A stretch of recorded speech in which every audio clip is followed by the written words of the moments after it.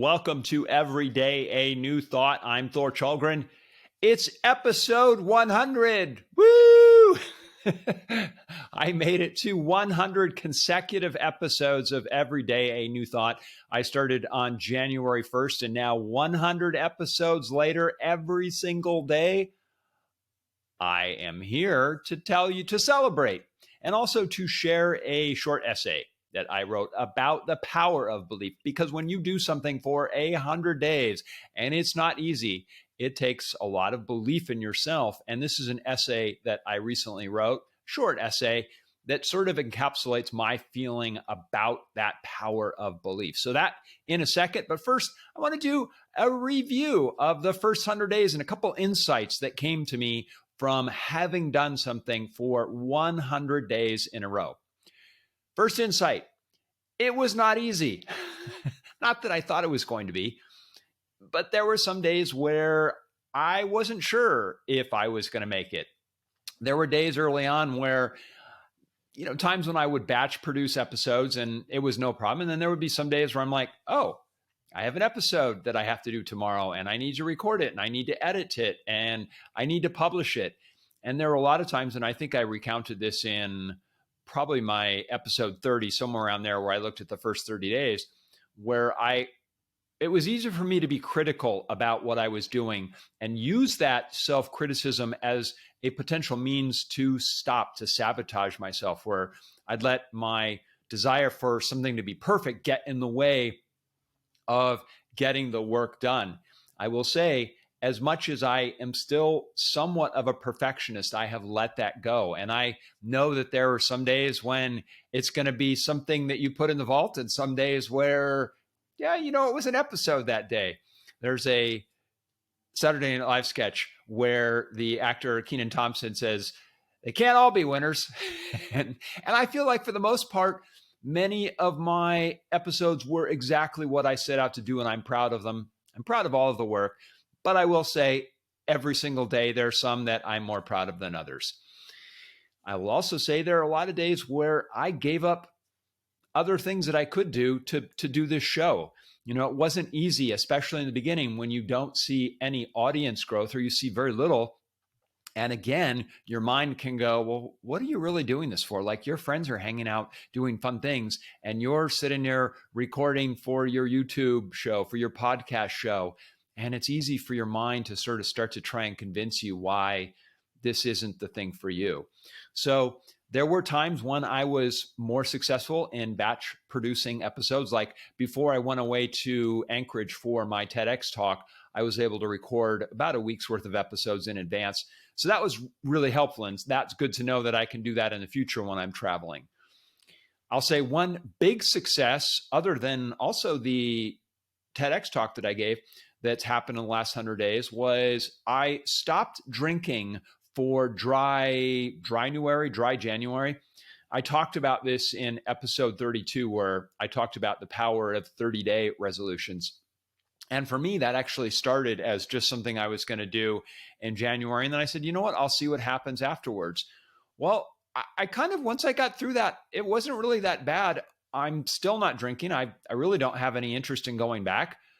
I haven't gone to AA meetings, which I have in the past, and those have been fine, but it wasn't for me. So I found some other resources that were helpful for me. And if you're interested, DM me on Instagram, and I'd be happy to share what worked for me. But my overall point was that I did something for 30 days, and then it sort of stabilized where I was. And then I decided, you know what, I'm happy moving on in this new direction. So here I am, 100 days in, and I'm thinking about the future.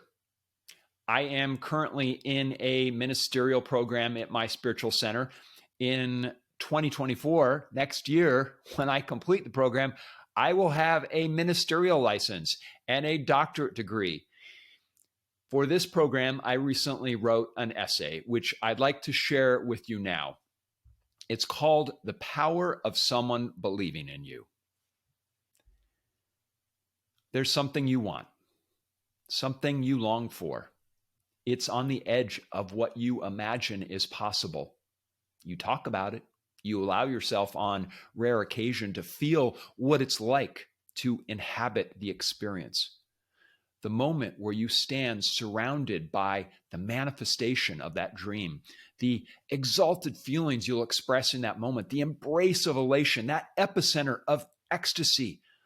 Oh, for living that exact life now and, dare we dream, forever.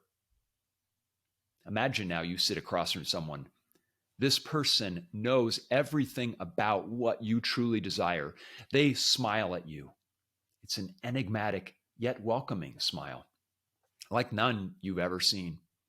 The person speaks, and their timbre has the foundational confidence of the universe. That's yours to have. You can't quite believe they just said that. All of it? You whisper back. Of course. You sit with that for a moment. You know of this person, their reputation. When they say something is so, it just is. There's no doubt in their affirmation, only complete certainty. In the milliseconds that the sound waves of the phrase, of course, ripple through, in, and around you, there's a tsunami of sensation that envelops you. Love, joy, elation, certainty, confidence, passion, enthusiasm. It's in you as you right now and forever. Why? Because they said so, and they're always right. And because they know it for you, now you know it too. Their strength is your strength. Their unwavering certainty is now affixed into your own soul. I can do this because I am this. This is what we all want, to meet someone who can tell us, I know this is possible for you. Someone who can look at us and simply say, whatever you say you want, it will be yours. I know this. And now you know this. The great mystics of the millennia had their quiet certainty. Arise, heal yourself. Let this be so. You can do even greater things. If you were in the presence of this energetic certainty, you believed it. That's the power of someone believing in you. That's the power of having someone in your corner, someone who can look at you and see only the inner truth, the dream, the passion, the contribution. They see you, the always and forever you, the you that can do anything. And when someone believes in you and affirms who you are, you can do anything. So what's that thing you say you want? That dream, that possibility, that realized life that is infinitely greater and taller than where and how you stand now? That you is possible. Why? Because you already are that life. And when you're reminded of that by someone who really sees you, you'll know that the entire vast universe of possibility is yours, always. That's the power of someone believing in you. And now you know it too. And that knowing, remembering who you are, is the greatest power in consciousness. That's my essay.